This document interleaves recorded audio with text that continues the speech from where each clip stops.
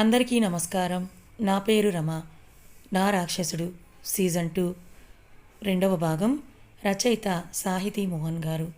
కళ్ళు మూసుకొని మొదటిసారి తన ప్రేయసి అందించిన ముద్దుని ఆస్వాదిస్తూ ఉన్న యువన్ ఖుషీ స్పర్శకి మాటలకి తేరుకొని కళ్ళు తెరిచి ఆమె చుట్టూ చెయ్యి వేసి బేబీ బంప్కి ఎలాంటి ఒత్తిడి తగలకుండా తన గుండెల్లో పొదువుకొని పాపిట్లో ముద్దు పెట్టుకుంటూ ఇంకోసారి ఎప్పుడు అలా అనకు. ఇప్పటికే మన మధ్య వచ్చిన ఈ దూరం చాలు.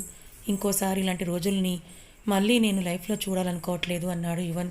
అప్పుడే ఖుషీని చెక్ చేయడానికి అక్కడికి వచ్చిన డాక్టర్ వీళ్ళని ఇలా చూసి చిన్నగా దగ్గుతున్నట్టుగా సౌండ్ చేయడంతో ఆ సౌండ్కి ఇద్దరు కూడా దూరం జరిగి తల తిప్పి అటువైపుగా చూశారు. డాక్టర్ వాళ్ళని చూసి నవ్వుతూ లోపలికి వస్తూ ఉంటే చిన్నగా సిగ్గుపడుతూ యువన్ని వదిలి మెల్లిగా బెడ్ మీద కూర్చుంది ఖుషి.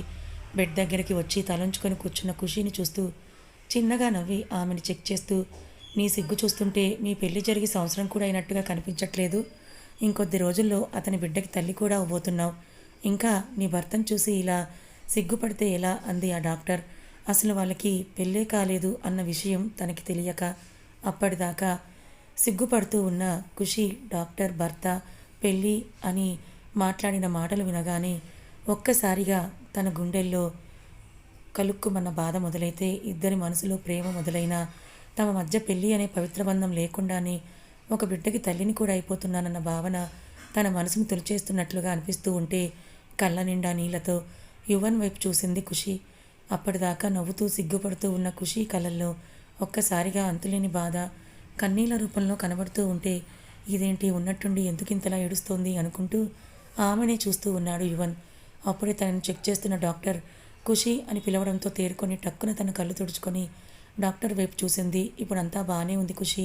మోస్ట్లీ ఇంకో 2 వీక్స్లో నీకు డెలివరీ అయిపోతుంది. బట్ నువ్వు బాగా స్ట్రెయిన్ అవ్వటం వల్ల నీకు హెవీ బ్లీడింగ్ అయ్యింది కదా, అందుకని ఈ 2 వీక్స్ మాత్రం డెలివరీ అయ్యేంత వరకు నువ్వు ఎలాంటి స్ట్రెస్ తీసుకోవడానికి వీల్లేదు అని అంటూ యువన్ వైపు తిరిగి ఈ 2 వీక్స్ కూడా తనకు కంప్లీట్గా బెడ్ రెస్ట్ ఇవ్వాలి సార్. అలా అయితేనే డెలివరీ టైంలో ఎలాంటి ఇబ్బంది ప్రాబ్లం రాకుండా ఉంటుంది. కోర్స్ మీ కళ్ళల్లో ఆమె మీద కనపడుతున్న ప్రేమే చెప్తుందనుకోండి మీరు తనని ఎంత కేరింగ్గా ప్రేమగా చూసుకుంటారో అని. బట్ డాక్టర్గా చెప్పాలి కాబట్టి నేను చెప్తున్నాను అంతే. ఇప్పుడు తను పర్ఫెక్ట్లీ ఆల్ రైట్. ఇంకో గంటలో డిశ్చార్జ్ చేస్తాను. మీరు తనని ఇంటికి తీసుకెళ్ళొచ్చు అని చెప్పి నవ్వుతూ అక్కడి నుంచి వెళ్ళిపోయింది డాక్టర్. డాక్టర్ వెళ్ళగానే ఖుషి దగ్గరికి వచ్చి ఆమె కళ్ళల్లోకే చూస్తూ ఏమైంది అని అడిగేలోపే డాక్టర్ వచ్చినట్టున్నారు, ఏమన్నారా అంటూ శౌర్య నేత్ర లోపలికి వచ్చారు. వాళ్ళు రావడంతోనే మళ్ళీ ఖుషీకి దూరం జరిగి ఏం లేదు ఇంటికి తీసుకెళ్ళొచ్చని చెప్పారు అంటూ దూరంగా ఉన్న చైర్ దగ్గరికి వెళ్ళి అసహనంగా అద్దను కూర్చున్నాడు యువన్. అవునా, అయితే మనం యూఎస్ వెళ్ళడానికి చాపర్ అరేంజ్ చేసైనా మళ్ళీ డెలివరీకి ఎక్కువ టైం లేదు కదా, ఈ 2 డేస్లో వెళ్ళిపోతే జర్నీలో ఎలాంటి ప్రాబ్లం రాకుండా ఉంటుంది అని అన్నాడు శౌర్య. అవును శౌర్య, నువ్వు చెప్పింది కూడా నిజమే. మనం జర్నీ డిలే చేస్తే మధ్యలో పెయిన్స్ వస్తే ఇబ్బంది అయిపోతుంది అంది నేత్ర కూడా కాస్త కంగారుగా. వీళ్ళు ఇలా మాట్లాడుతున్నా కూడా తనకేమీ పట్టనట్టుగా ఫోన్ చూస్తూ ఉన్న యువన్ వైపు కనుబొమ్మలు ముడేసి చూస్తూ ఏంట్రా మేమిక్కడ జర్నీ గురించి డిస్కస్ చేస్తుంటే నీకేమీ పట్టనట్టుగా అలా అక్కడెక్కడో కూర్చున్నావేంటి మొబైల్ చూసుకుంటూ అని అన్నాడు శౌర్య. అది విని ఒక్కసారి కళ్ళు తిప్పి అతని వైపు చూసి మళ్ళీ ఫోన్లో ఏదో టైప్ చేస్తూ చెయ్యి జర్నీ గురించి మీరే అనవసరపు డిస్కషన్ చేస్తూ ఉంటే మళ్ళీ నేను మధ్యలో ఎందుకురా దాంట్లో తలదూర్చటం అని అన్నాడు యువన్ చాలా కూల్గా. అతని మాటలు విని నేత్ర ఖుషి అతని వైపు అర్థం కానట్టుగా చూస్తుంటే శౌర్య ఫాస్ట్గా యువన్ దగ్గరికి వెళ్ళి అతని పక్కన కూర్చుంటూ యువన్, ఇప్పుడు ఈ సిచ్యువేషన్లో మనం ఇక్కడ ఉండడం కరెక్ట్ కాదురా, అది నీకు ఖుషీకి కూడా రిస్కే. నేను ఎందుకు చెప్తున్నానో అర్థం చేసుకో. వన్స్ ఖుషీకి డెలివరీ అయ్యి తను బేబీ సేఫ్గా ఇంటికి వచ్చేసాక అప్పుడు కావాలంటే మళ్ళీ ఇండియాకి వద్దాం. అండ్ ఇంకో విషయం ఏంటంటే అంటూ నేత్ర ఖుషి తమ వైపే చూస్తున్నాను చూసి మాఫియా అని చెప్పకుండా ఇన్ని మంత్స్ నువ్వు అక్కడ లేకపోయేసరికి మన బిజినెస్ని కొలాప్స్ చేయడానికి చాలా ప్రయత్నాలు జరుగుతున్నాయి.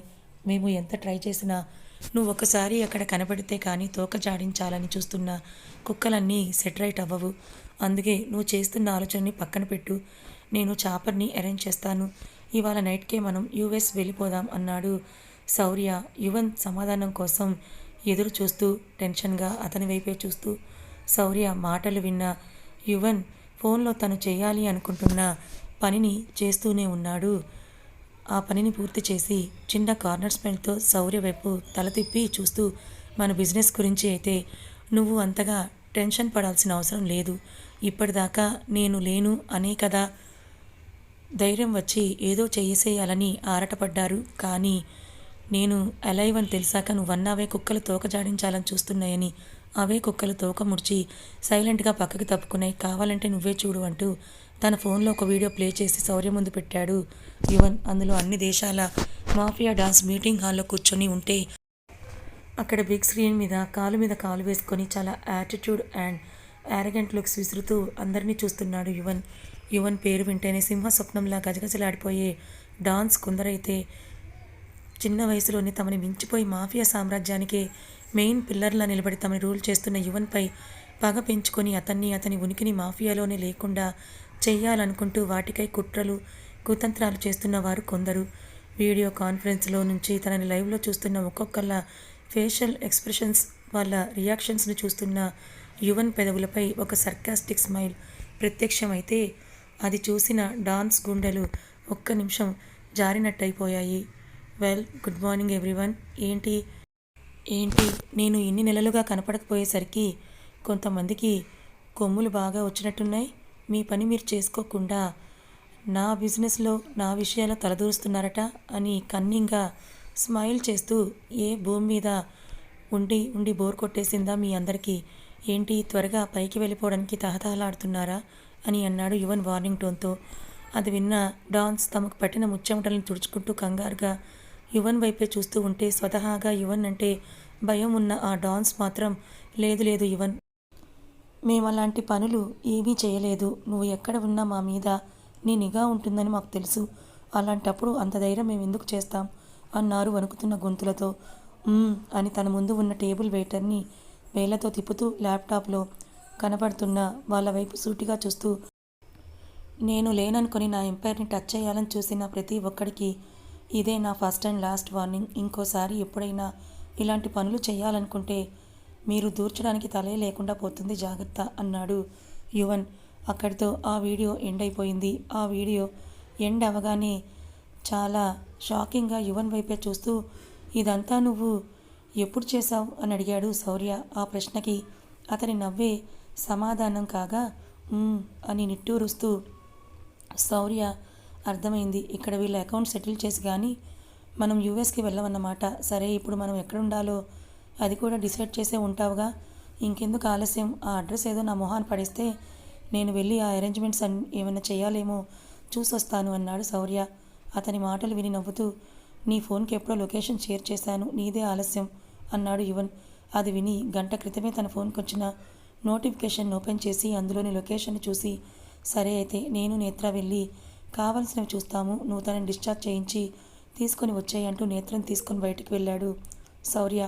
బయటికి రాగానే తన చేతిని పట్టుకొని ఫాస్ట్గా నడుస్తున్న శౌర్య వెనకాలే పరిగెత్తినట్టుగా నడుస్తూ, రేయి తాడి చెట్టు, మెల్లిగా నడవరా, పడిపోయేలా ఉన్నాను అని అరుస్తోంది నేత్ర.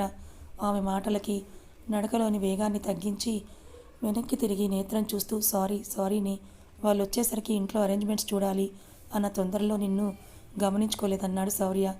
అది విని అతని వైపు అలకగా చూస్తూ, సరేలే కానీ అసలు నీ ఫ్రెండ్ నువ్వు ఏం బిజినెస్ చేస్తారు? అసలు అతన్ని చూసి ఎందుకు అందరూ అంతలా భయపడుతున్నారు? నీకు చూపించిన ఆ వీడియోలో తను దేని గురించి అంతగా మాట్లాడాడు అని అంటూ అప్పటిదాకా తన బుర్రలో ప్రశ్నలన్నిటినీ శౌర్య మీదకి ఒక్కసారిగా సంధించింది నేత్ర.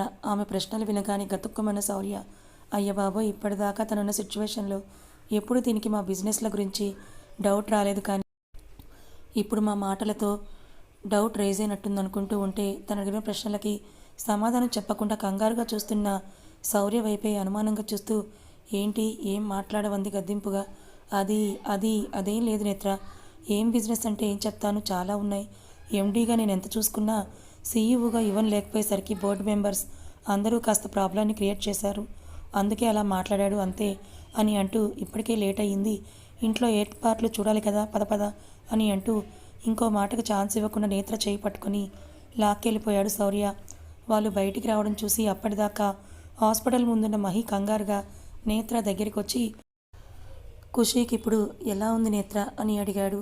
అప్పుడు ఖుషీ ఉన్న సిచ్యువేషన్లో హాస్పిటల్కి వచ్చేసారే కానీ తమతో పాటుగా మహి కూడా వచ్చినట్టు అప్పటి నుంచి బయటే వెయిట్ చేస్తున్నట్టుగా గమనించుకొని శౌర్య అలా మహిని చూస్తూ ఓర్ని వీడు కూడా ఇక్కడే ఉన్నాడా అని అనుకున్నాడు ఆశ్చర్యంగా.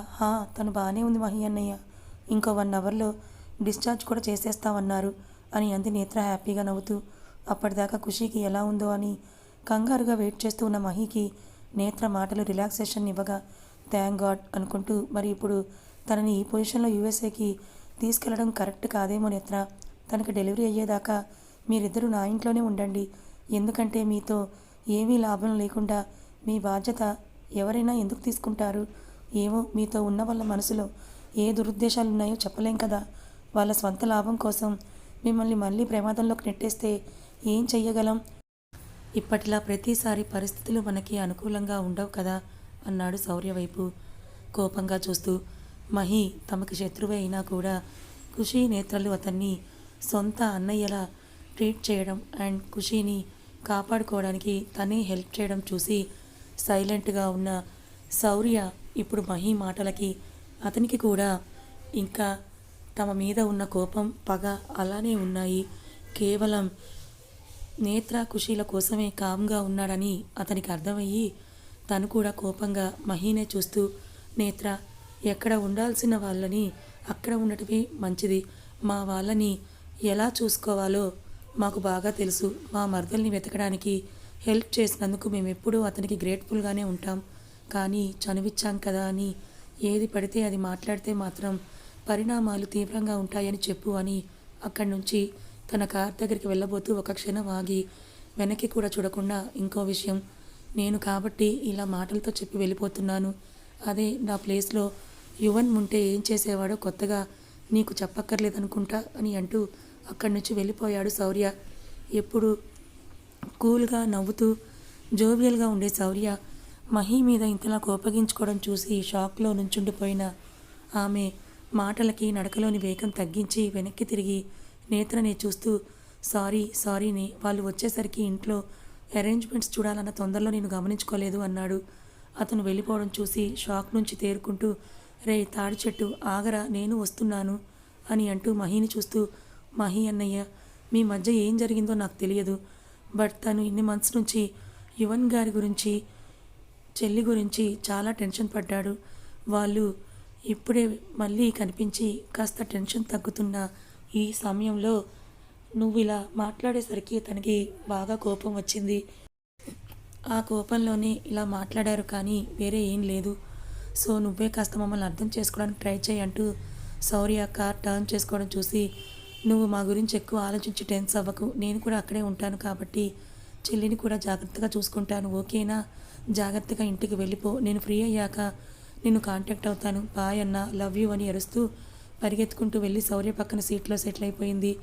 శౌర్య వాళ్ళు వెళ్ళిపోయాక ఖుషీ వైపే చూస్తూ కూర్చున్న యువన్ కాసేపటికి తను మాటిమాటికి డోర్ వైపు చూస్తూ ఇబ్బందిగా కదలటం చూసి మెల్లిగా ఖుషీ పక్కకి వచ్చి కూర్చొని, ఏమైనా కావాలా అన్నాడు ప్రేమగా తన కళ్ళలోకి చూస్తూ.